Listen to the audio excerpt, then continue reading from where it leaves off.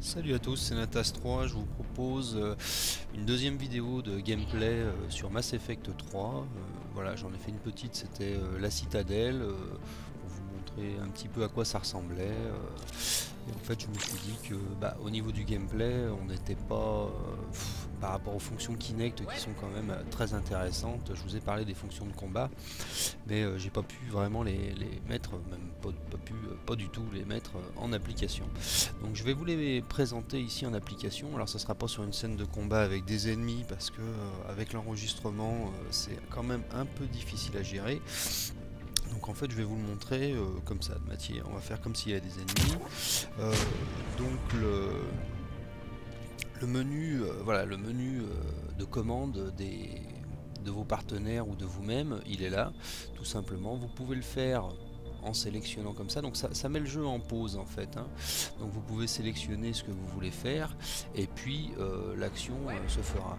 Donc ça c'est le mode classique qu'on connaissait dans le jeu précédent. D'ailleurs on sent bien que c'est un jeu BioWare, parce que si vous prenez les Dragon Age, c'est un petit peu ce menu pause action comme ça est un petit peu le même.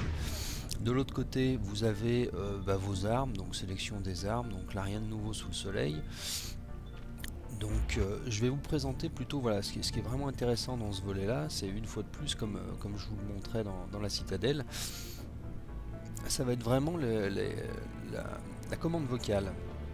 La commande vocale, vous voyez par exemple, donc je manipule le commandant Shepard, hein, comme tout le monde.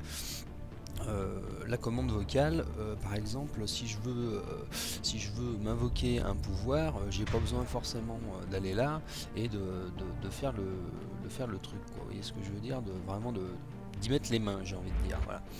Je vais dire par exemple adrénaline. Ça marche pas parce que je me trompe peut-être.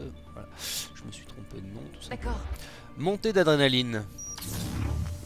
Et vous voyez là, le commandant Shepard s'énerve. Donc ça marche aussi bien avec donc vos propres pouvoirs qu'avec les pouvoirs de vos alliés. Par exemple, ici j'ai ça. Lyra, singularité. Et vous voyez, ma bonne Lyra balance cette boule bleue qui est la singularité qui permet de faire décoller les ennemis derrière les protections et puis de les shooter allègrement. Par exemple, Ashley, elle a la grenade Inferno. Ouais, ça doit être ça. Donc là, elle en a pas, elle en a 0, donc ça sert à rien que je lui donne la commande. Donc, vous voyez, en fait, quand vous êtes en combat, donc vous êtes en train de vous battre, plutôt que de vous dire, bon, allez, j'ouvre le menu, toi fais ci, toi fais ça, là, vous pouvez continuer à jouer et donner les commandes vocales, ce qui est vraiment un petit peu nouveau par rapport au gameplay. Moi je sais que j'ai acheté le Kinect avec la console parce que voilà, mais bon, je suis vraiment pas un Kinecteux, on va dire. Moi, ce qui m'intéresse, c'est, enfin, je vais me décrire en tant que gamer, même si c'est un terme un peu générique. Donc le Kinect, c'est vraiment en gros je sais pas, ça fait quoi, un an que c'est sorti. En un an, c'est vraiment la première fois que moi entre guillemets gamer, je vais prendre plaisir à l'utiliser, quoi. Alors les gens qui aiment ça, enfin chacun son truc, il n'y a pas de problème.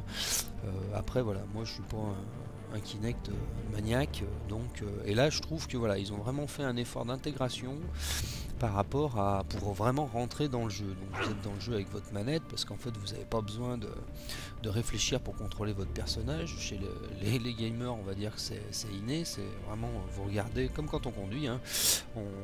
On regarde pas sa boîte à vitesse, on est en train de jouer et là vous adaptez en plus et la voix finalement qui est vraiment sympathique, et puis du coup c'est très bien fait, donc vraiment ça permet une espèce de nouvelle liberté que moi j'ai trouvé vraiment agréable à découvrir dans ce jeu là. Et enfin je me suis dit bon j'ai pas mis 100 ou 150 euros de Kinect pour rien, quoi, hein, bêtement, ou pour les enfants du moins. Bon.